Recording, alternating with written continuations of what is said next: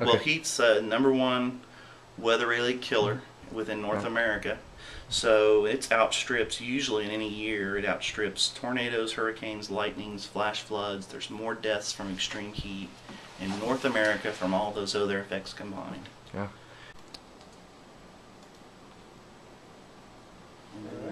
Yeah, and then you pull that Right-click on temperature map up. Yeah, right-click on this guy. Robert. The biggest concern is with some of the climate models we're seeing now. The initial projections of them are showing that the mid-latitudes and the polar latitudes are the ones that are warming more significantly than the rest of the globe. Yeah. And Midwest Indiana falls right in that corridor, sort of the mid-latitudes. Yeah. So it's probably, could project out maybe the next 100 years we're going to experience many more heat waves like we're seeing right now, only of more intensity and of longer duration. And if we're ill prepared for those things, this can cause, a lot of deaths. We can see a catastrophic event maybe on the nature of what we saw in Chicago in '95, where we had over 700 deaths. And along this line, heavy development along. Well, like right there on your left, Dan, is that 38th just Street. Density? There's The house, it's dense. housing and density in here.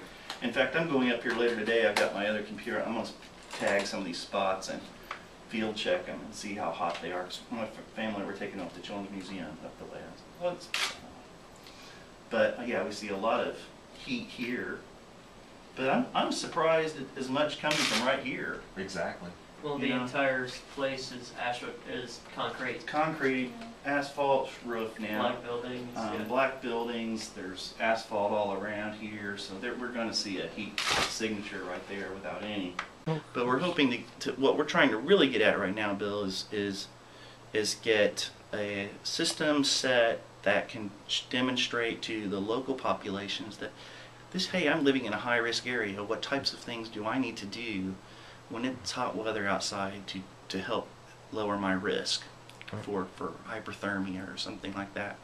But also to help the emergency management agencies identify where areas to go during these events. Keep an ambulance close by, or take a bus, one of the buses down to this neighborhood and let some of the people get on there and cool down, with the air conditioning. So it's that kind of stuff we're looking at here. Okay. The most interesting aspect of it for me is taking satellite-based imagery and then incorporating socio-economic variables and then running statistical vulnerability models to figure out what parts of the city are most susceptible to an extreme heat event. Right. So in the long run, hopefully we'll be able to predict these areas that are going to warm up, and then we can get these people to cooling zones, cooling centers, pools, or wherever they should go. Yeah. It's the first time I've worked. I'm mostly a physical scientist, but in this project it's allowed me to kind of incorporate the human element as well. So not only working with physics, but social data. Yeah. And I think that's the human connection right there. Sure. We've worked with other cities where you incorporate the mortality rates or the mortality, and it's really neat to see it kind of line up, much warmer like where there are high mortalities during heat waves, and it's correlating with the heat. With the grass. Okay, sure. It would just be helpful to do a preventative heat warning system.